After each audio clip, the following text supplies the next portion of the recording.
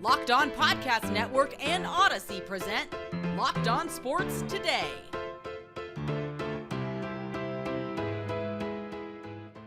The Minnesota Vikings set a new bar for NFL comebacks. The Giants leaned on their defense to keep them firmly in the playoff hunt, although it looked like we might be headed for another tie. And the Jaguars remain in the playoff picture thanks to Trevor Lawrence's heroics. Today's episode is brought to you by BetOnline. BetOnline has you covered this season with more props, odds, and lines than ever before. BetOnline, where the game starts. I'm Peter Bukowski, starting your day with the can't-miss stories and biggest debates in sports. You're Locked On Sports Today. Searching all major sports. Found. Let's start with the biggest story. It was over.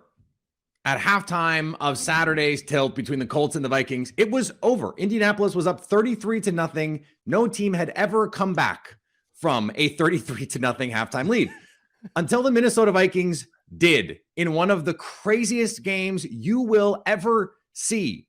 It was ridiculous. 39-36, the final in overtime. The Vikings pull it out. Joining me now from Locked On Vikings, Luke Braun. And Luke, this is a Vikings team that has certainly had a lot of questions raised about it. I may have raised some of those questions myself.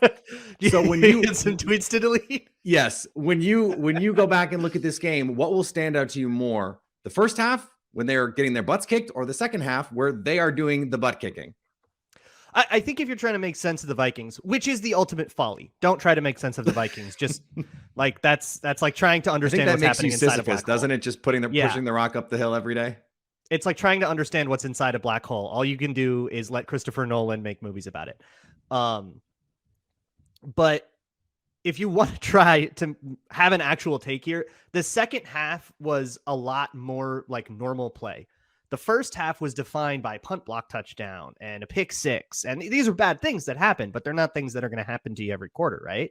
And they're not things that are going to happen to you every game. Lots of fluky stuff. The defense was set up with a bunch of short fields because the Vikings went for fourth downs. I think they started kind of forcing the issue a little bit, going for a couple of fourth downs deep in their own territory.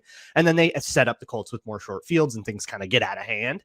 But it was 30-0 with 5 minutes left in the second quarter. That's a lot of time to come back. And I think the ability to come back in a way nobody else can. And it's like only Kirk Cousins in the history of the league does this.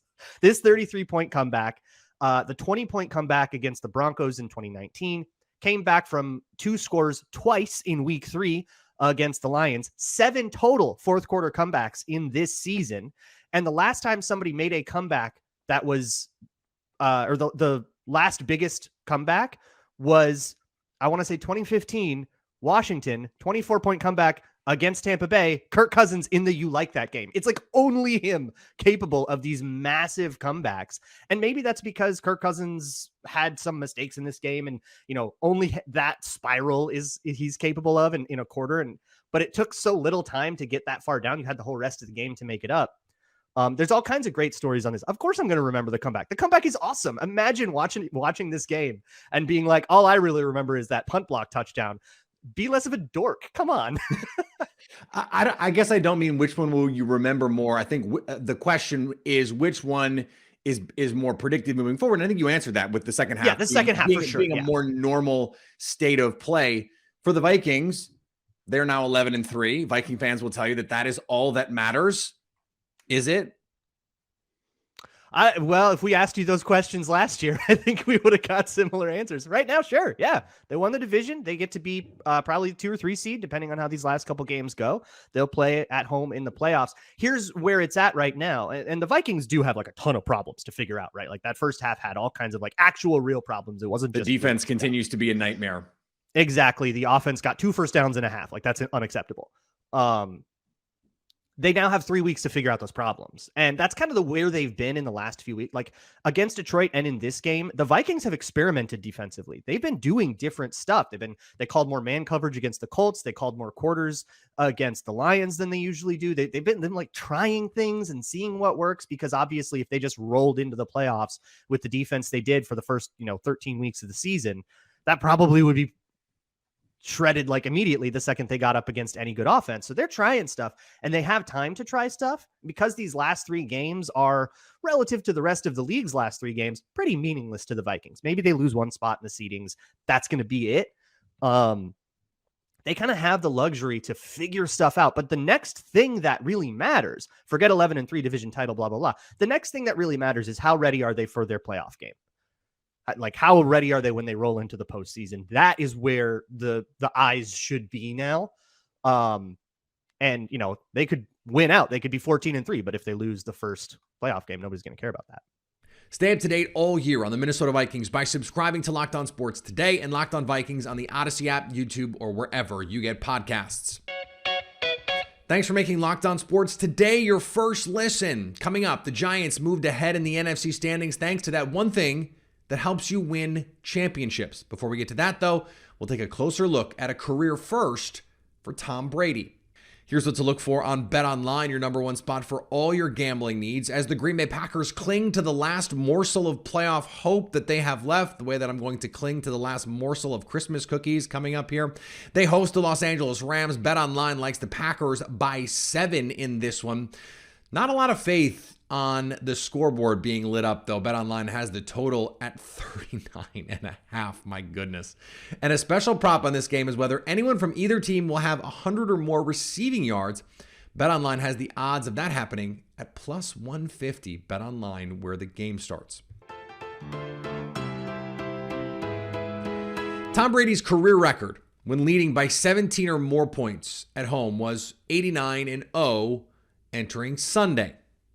Now it's 89-1. Joe Burrow and the Cincinnati Bengals made a furious second half comeback to come out with an impressive win. It was a tale of 2 halves in Tampa Bay for the Cincinnati Bengals. They were down 17-3 at halftime and come back to win emphatically.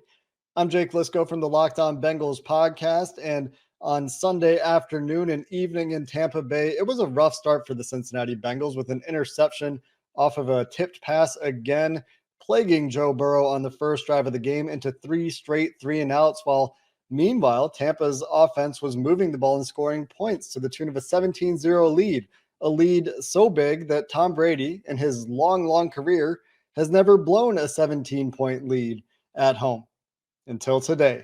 The Bengals came roaring back in the second half, taking advantage of takeaways with many drives starting deep in Tampa territory, or at least inside Tampa territory, and converting most of those chances. After starting the game 0 for 4 in scoring drives, they finished the game 6 of their last 7 drives scoring points to ice this one. That's 31 second half points, a 34-0 run in this game for the Cincinnati Bengals, on the way to a 34-23 victory after being down 17-0 in the first half. For more of the Cincinnati Bengals' big win to get to 10-4, make sure you check out the Locked On Bengals podcast, where we have you covered every day on the Locked On Podcast Network. And don't count out the New Orleans Saints just yet. The Saints cling to their playoff lives after beating the Atlanta Falcons on Sunday. The New Orleans Saints not down for the count yet, also not necessarily out of the woods yet either, but hey, sweeping the Atlanta Falcons, always a good time here in New Orleans. I'm Ross Jackson, host of the Locked On Saints podcast. Yes, the New Orleans Saints have 2 of their 5 wins this season against the hated rival Atlanta Falcons, sweeping their division rival here in the 2022 NFL season. So while things have been a bit disappointing here in New Orleans, we are talking about the 5th win here in Week 15 on the season. There's still a reason to learn how to lose gracefully and win with all the pettiness in the world. And that's exactly what the New Orleans Saints are happy to do, and New Orleans Saints fans are happy to see. Little bit, some steps forward for the New Orleans Saints on the offensive side, running their offense through key guys like Juwan Johnson, Chris Richard, Chris Olave, as well as Rashid Shaheed, figuring out a little bit more about how to utilize Alvin Kamara, but still more steps to take forward if they want to continue to make waves here at the end of the season. Pete Werner, their starting linebacker, said that they were going to go 4-0 from this point on before this game. Andy Dalton after the game saying, got 1 win, 3 more left to get this season. Can the New Orleans Saints do it? We'll find out, but they did take some steps forward today, although still some concerns to fix as well. You want to hear more about what they need to fix, as well as more about the steps they can continue to build on. Locked On Saints is the place for you, part of Locked On Podcast Network, your team every day. The Tennessee Titans, they held Justin Herbert in check. The offense just didn't do its part as the LA Chargers handed the Titans their 4th straight loss. The Tennessee Titans lose their 4th game in a row in a heartbreaker with a field goal at the last second. The Chargers win 17-14. My name's Tyler Rowland, host of the Locked On Titans podcast. And the Tennessee Titans offense does what it has done all year long, wastes a pretty good performance from the Tennessee Titans defense and the Titans JV defense at that. The Titans get 2 turnovers on defense. They limit the Chargers offense led by Justin Herbert to only 17 points, but the Titans offense continues to make the same mistakes over and over and over again. Dennis Daly and Todd Downing combining forces to make sure that the Titans offense cannot do the simple things and score more than 14 points. The Titans absolutely give away a golden chance to win and get back on track. And now the Jacksonville Jaguars are breathing down their necks in the AFC South. The Titans are on shaky ground with the first 4-game losing streak of Mike Vrabel's tenure as head coach. For more analysis, check out the Locked On Titans YouTube channel, where it's your team every day. Lionel Messi and Argentina are World Cup champions in what is being called by many the greatest World Cup game ever. Messi and Angel Di Maria helped their team to an early 2-0 lead, but France wouldn't go away. Their leader, Kylian Mbappe, rallied the French side back to even with a pair of goals. Messi and Mbappe would then trade goals in extra time to send the game into penalties. Mbappe may have notched a hat trick trying to will France to a victory, but it was Messi's day. The 35-year-old broke the record for most World Cup appearances on Sunday as he made his 26th game in competition. This was also Messi's first career World Cup championship. Pretty much the only trophy he didn't already have. And in the association, the Knicks have a nice early 7-game win streak and also an interesting storyline brewing. So, do the Knicks actually have a big 3? Alex Wolf here from Locked On Knicks, and the Knicks cruise to their 7th straight win against the Indiana Pacers. Of course, also winning against the Chicago Bulls on Friday night.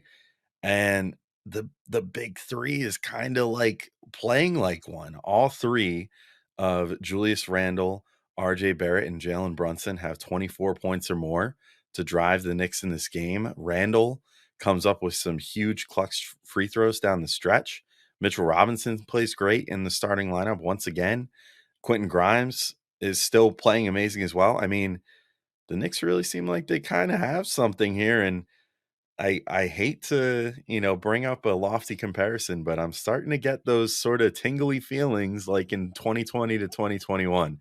I will do my best as a Knicks fan to tamper those down for now, but you can hear more of me gushing on Locked On Knicks. No ties in this one. In a monster win for the New York Football Giants, it was a pivotal moment in the playoff chase for both of these NFC East teams. The Giants escape with a 20-12 win on a goal line stand over the Washington Commanders. They advance to 8-5-1. They are now they can smell the playoffs at this point here with Brian Daboll at the controls. Patricia Traynor from Locked On Giants joins me now. And Patricia, what was the difference in this game from the last time these two teams met where no one wanted to win that game? Two things I'll give you, Peter. First off, the Giants finally capitalized on Washington mistakes. That's number one. I mean, last time Washington made mistakes and the Giants really didn't cash in on a whole lot of them. But more importantly, the Giants went back to the basics, meaning if you go back to what they did at the start of the year when they got off to that initial hot start, what were they doing? They were winning with defense. They were winning with the legs of Saquon Barkley and Daniel Jones. They were getting creative. So what happened? The defense scores the first points on a scoop and score strip sack by Kayvon Thibodeau. And then the Giants on offense follows that up with a wildcat formation, direct snap to Saquon Barkley. He takes the ball in for the first points for the offense in a 14-0, I think it was a 14-3 lead at the time. And they just basically went back to basics. And by the way, that Saquon Barkley play came to cap an 18-play drive, the longest drive the Giants have had all year. And I want to say in a while. I'd have to go back and look exactly. I haven't had a chance to do it, but I know it's been quite a while since the Giants have had a drive that long. That is a lot of plays, certainly in this game. And the Giants did not muster a ton of offense in this game. 288 total yards is not exactly the greatest show on turf, 4.6 yards per play. So what do they need to do to get this offense humming a little bit more so that they can, if and when they make the playoffs, and now they are on the precipice of getting in, what do they need to do so they can actually be a little bit more dangerous come playoff time? Well, we keep saying it all the time. The receivers got to get their act together. I mean, Daniel Jones didn't have a horrible game statistically speaking, but how many balls just grazed the receiver's hands and fell off of the hands? You know, you look at Daniel Jones's numbers, and I want to say unofficially there were about 3 or 4 balls that should have been caught that weren't. Jones ended up finishing 21 of 32.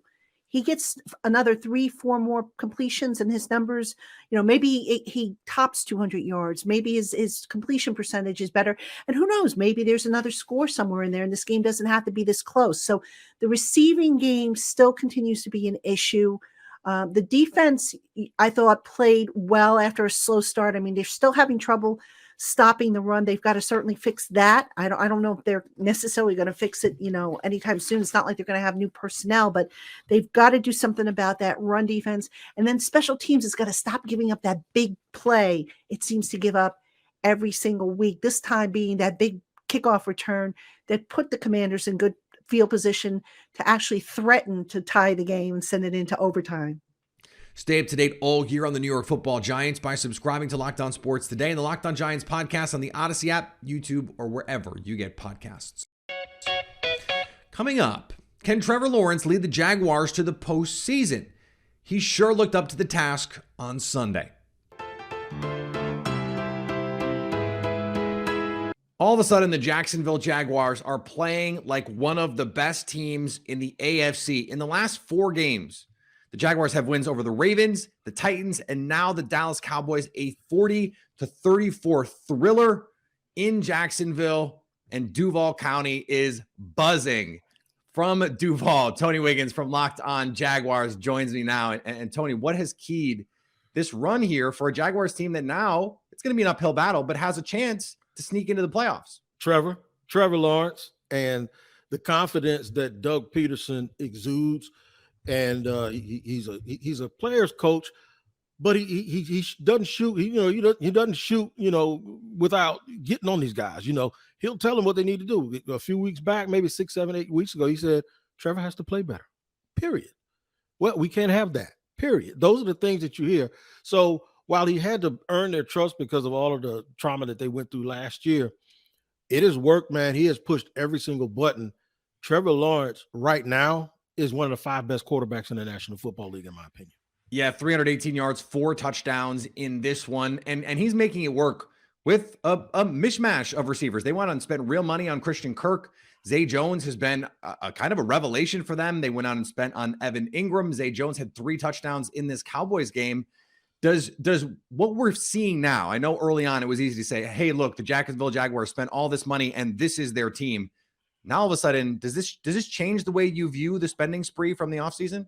Yeah and no. They haven't gotten total value on a lot of stuff, but they have had some guys step up and do some things. Now, for them to go to another level, they need more people. And the problem when you spend a bunch of money and you allocate resources is you can't replace them with somebody who's better if you need to, because you're already paying them.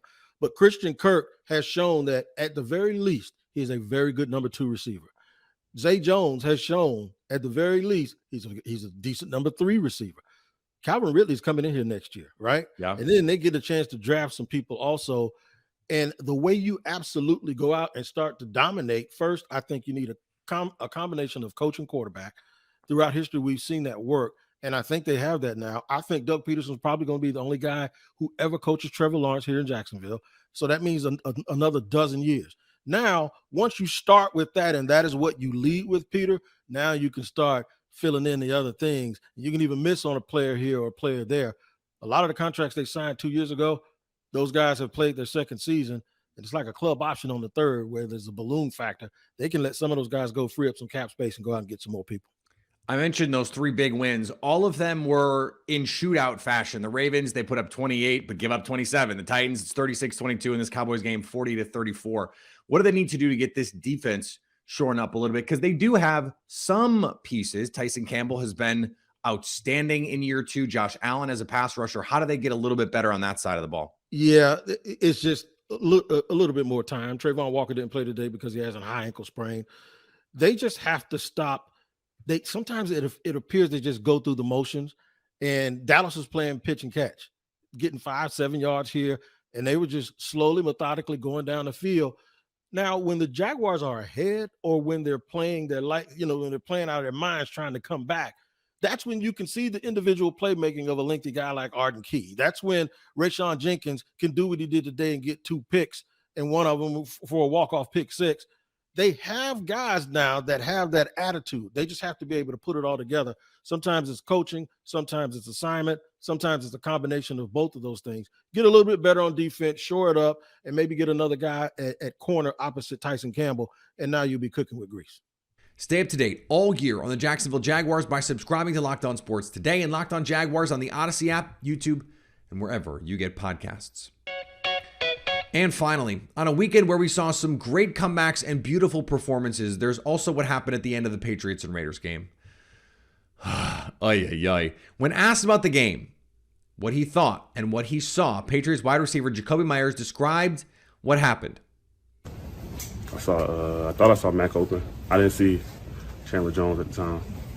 So I just thought he was open, tried to give it to him, and let him try to make a play with it. But the score was tied, so like I said, I should have just went down for real. That's just a brutal way to lose. Wonder what the odds are that Bill Belichick uttered the words, "I'm getting too old for this kind of stuff," because I'm sure he thought it. Thanks for making Locked On Sports Today your first listen. Now go find your favorite team's Locked On podcast and make them your second listen. Coming up tomorrow, will the defending Super Bowl champs stave off playoff elimination? So at least until tomorrow, stay Locked On Sports Today. Locked On Podcast Network and Odyssey present Locked On Sports Today. For more episodes of Locked On Sports Today, go to our video on demand. Click on Sports at the top of your screen. There, you'll find past episodes of Locked On Sports Today, plus other Locked On shows on demand.